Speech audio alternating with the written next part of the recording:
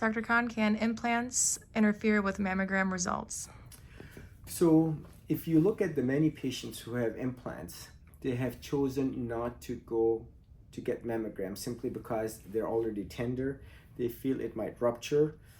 For that is one reason where not many mammograms or not all the mammograms that would have been done are not being done because of the patients not wanting them, because it's an uncomfortable process and a painful process. Number two, sometimes the technician who's doing the mammogram will feel uncomfortable doing it or basically positioning the patient in order to get the best view.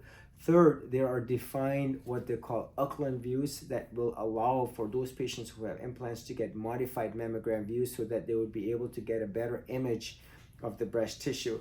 There are many millions of patients who have had breast cancer detected by mammography.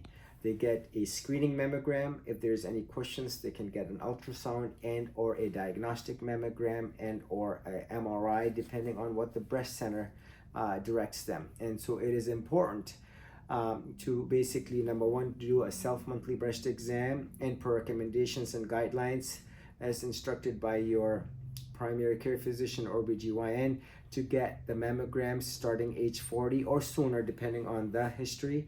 And those patients that have a strong family history, they should get the BRCA gene tested so that they have done their complete workup. A self-monthly breast exam is key, as mentioned. That is the most common way of picking up on breast cancer right after what has been reported mammography.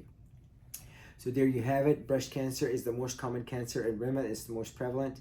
1 out of 8 or 9 women are going to get breast cancer. And so it is very important for the patients to do that appropriate screening under the guidance of the breast center and or